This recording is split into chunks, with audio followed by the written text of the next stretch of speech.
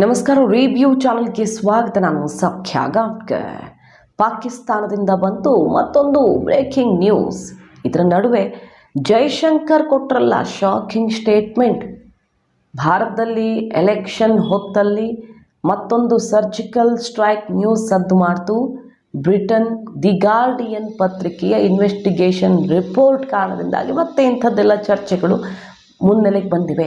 ಈ ಹೊತ್ತಲ್ಲಿ ಜೈಶಂಕರ್ ಕೊಟ್ಟಿರುವಂಥ ಸ್ಟೇಟ್ಮೆಂಟ್ ಈಗ ಸಂಚಲನ ಸೃಷ್ಟಿಸ್ತಿರೋದು. ಇದೇ ಹೊತ್ತಲ್ಲಿ ಪಾಕಿಸ್ತಾನದಿಂದ ಬರ್ತಿರೋ ಈ ಸುದ್ದಿ ಮಾಹಿತಿನ ಮುಂದೆ ಇಡ್ತಾ ಇದ್ದೀವಿ. ಮಿಸ್ ಮಾಡಿದ್ರೆ ನಮ್ಮ ಚಾನಲ್ನ ಸಬ್ಸ್ಕ್ರೈಬ್ ಮಾಡಿ, ಹಾಗೆ ನಿಮ್ಮ ಅಭಿಪ್ರಾಯ ಕಮೆಂಟ್ ಮಾಡಿ ತಿಳಿಸಿ. ಎಸ್ ವೀಕ್ಷಕರೇ, ಈಗ ಮೊನ್ನೆ ಅಷ್ಟೇ ದಿ ಗಾರ್ಡಿಯನ್ ಪ್ರತಿಷ್ಠಿತ ಪತ್ರಿಕೆ, ಬ್ರಿಟನ್ನ ಪತ್ರಿಕೆ ಇನ್ವೆಸ್ಟಿಗೇಷನ್ ರಿಪೋರ್ಟ್ ಒಂದನ್ನು ಹೊರಗಿಟ್ಟುವ ಮೂಲಕ ಭಾರತದ ಅಧಿಕಾರಿಗಳೇ ಪಾಕಿಸ್ತಾನದಲ್ಲಿ ಈ ರೀತಿ ಉಗ್ರರ ತಲೆ ತೆಗೆದಿತ್ತು, ಅದಕ್ಕೆ ಸಾಕ್ಷಿಗಳಿವೆ, ನಮ್ಮ ಹತ್ರ ದಾಖಲೆಗಳಿವೆ, ಹಲವು ದೇಶಗಳ ಇಂಟೆಲಿಜೆನ್ಸ್ ರಿಪೋರ್ಟ್ ಆಧಾರದಲ್ಲಿ ಈ ರಿಪೋರ್ಟನ್ನು ನಾವು ಪಬ್ಲಿಷ್ ಮಾಡ್ತಿದ್ದೀವಿ ಅಂತ ಭಾರತದತ್ತ ದೊಡ್ಡ ಗಂಭೀರ ಆರೋಪವನ್ನೇ ಮಾಡ್ತು. ಅದು ಭಾರತೀಯರ ವಿಚಾರದಲ್ಲಿ ನೋಡೋದಕ್ಕೆ ಹೋದರೆ ಹೆಮ್ಮೆ ಪಡೋ ವಿಚಾರ. ಹೌದು, ನಮ್ಮ ದೇಶದ ವಿರುದ್ಧ ಕೆಲಸ ಮಾಡೋರ ತಲೆ ತೆಗೆದಿದ್ದೀವಿ ಅಂತ. ಬಟ್ ಜಾಗತಿಕವಾಗಿ ಅದನ್ನು ಒಪ್ಪಿಕೊಳ್ಳೋಕ್ಕಾಗಲ್ಲ. ನಾವು ಮತ್ತೊಂದು ದೇಶದಲ್ಲಿ ಹೋಗಿ ಗಡಿ ದಾಟಿ ಅವರನ್ನು ಸಾಯಿಸ್ತಾ ಇದ್ದೀವಿ, ಉಗ್ರರನ್ನು ಅಂತ.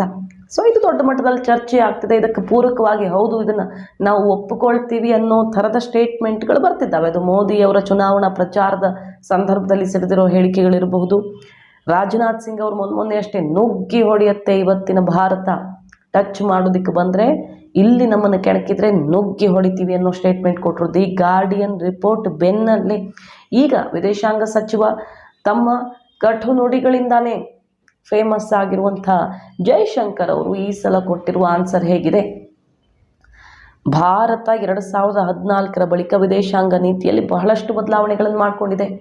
26/11 ಅಟ್ಯಾಕ್ ಆಯ್ತಲ್ಲ UP ಅವಧಿಯಲ್ಲಿ, ಆಗ ನಮ್ಮ ದೇಶ ಎಂಥ ಉತ್ತರವನ್ನು ಕೊಡಬೇಕಿತ್ತು, ಆದರೆ ಯಾವ ರೀತಿ ಸಮಯ ವ್ಯರ್ಥವಾಯಿತು, ಅಂಥ ಪರಿಸ್ಥಿತಿಯಲ್ಲಿ ಇಲ್ಲ ಅಂತ UPಯನ್ನು ಟೀಕೆ ಮಾಡಿಕೊಂಡು ಇವತ್ತು ಬದಲಾದ ವಿದೇಶಾಂಗ ನೀತಿಯ ಬಗ್ಗೆ ಮಾತನಾಡ್ತಾ ಭಯೋತ್ಪಾದಕರ ತಲೆ ತೆಗೆಯೋ ವಿಚಾರದಲ್ಲಿ ರೂಲ್ಸ್ ಎಲ್ಲ ನೋಡೋದಕ್ಕಾಗಲ್ಲ, ಭಯೋತ್ಪಾದನೆ ಮಾಡೋರಿಗೆ ನಿಯಮಗಳಿಲ್ಲ ಅಂದಮೇಲೆ ಅವರನ್ನು ಮುಗಿಸೋದಕ್ಕೆ ಯಾವ ನಿಯಮ ಅನ್ನುವಂಥ ಉತ್ತರ ಕೊಡುವ ಮೂಲಕ ದಿ ಗಾರ್ಡಿಯನ್ ರಿಪೋರ್ಟನ್ನು 100% ಒಪ್ಪಿಕೊಂಡ್ರ ಅನ್ನುವಂಥ ಹೊಸ ಚರ್ಚೆ ಈಗ ಶುರುವಾಗಿದೆ. ನಮ್ಮನ್ನು ಕೆಣಕಿದ, ಇಲ್ಲಿ ಕುಕೃತ್ಯ ಮಾಡಿದವರ ವಿಚಾರದಲ್ಲಿ ಬೇರೆ ದೇಶದಲ್ಲಿ ಅಡಗು ಕೂತಿದ್ರೆ ಅವ್ರಿಗೆಲ್ಲ ನಿಯಮ ಇಟ್ಕೊಂಡು ಕೂತ್ಕೊಳ್ಳೋಕ್ಕಾಗತ್ತಾ ಅಂತ ಪ್ರಶ್ನೆ ಮಾಡಿದ್ದಾರೆ. ಇದೇ ಮೊದಲ ಬಾರಿಗೆ ಇಂಥದ್ದೊಂದು ವಿಚಾರ ಜೈಶಂಕರ್ ಅವರ ಬಾಯಿಂದ ಬಂದಿರೋದ್ರಿಂದ ಇಂತಹ ಸಾವುಗಳಿಗೆ ಭಾರತವೇ ಹೊಣೆ ಅನ್ನೋದನ್ನು ಪರೋಕ್ಷವಾಗಿ ಒಪ್ಪಿಕೊಂಡಂಗಾಗಿದೆ.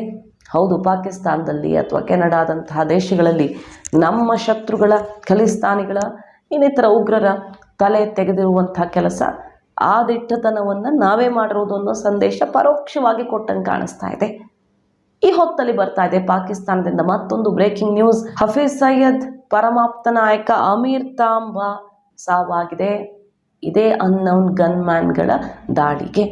ನೋಡಿ, ಲಾಹೋರ್ನ ಇಸ್ಲಾಂಪುರ್ ಪ್ರದೇಶದಲ್ಲಿ ಆತ ನಡ್ಕೊಂಡು ಹೋಗ್ತಾ ಇದ್ದಾಗ ಬೈಕಲ್ಲಿ ಬಂದಂಥ ಬಂದೂಕುದಾರಿಗಳು ಈ ರೀತಿ ಹೊಡೆದು ಮುಗಿಸಿದ್ದಾರೆ, ಆಸ್ಪತ್ರೆಗೆ ಸೇರಿಸಿದ್ದಾರೆ. ಬದುಕಿಲ್ಲ ಅಮೀರ್ ತಾಂಬಾ.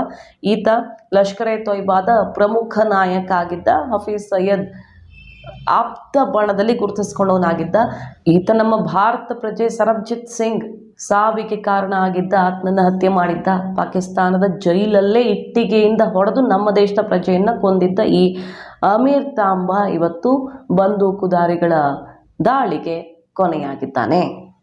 ಪಂಜಾಬ್ ಮೂಲದ ಒಬ್ಬ ಪ್ರಜೆ ಬೇಹುಗಾರಿಕೆ ಮಾಡಿದ್ದಾನೆ ಅನ್ನುವಂಥ ಆರೋಪವನ್ನು ಹೊರಿಸಿ ಪಾಕಿಸ್ತಾನ ಅರೆಸ್ಟ್ ಮಾಡಿಕೊಂಡಿತ್ತು. ಆತನನ್ನು ಜೈಲಲ್ಲೇ ಮುಗಿಸಲಾಗಿತ್ತು. ಇಲ್ಲಿ ಅಫ್ಜಲ್ ಗುರುವನ್ನು ನೇಣಿಗೆ ಹಾಕದಂಥ, ಗಲ್ಲಿಗೆ ಹಾಕದಂಥ ಸಂದರ್ಭದಲ್ಲಿ ಅಲ್ಲಿ ನಮ್ಮವರನ್ನು ಹೊಡೆದು ಕೊಲ್ಲಲಾಗಿತ್ತು.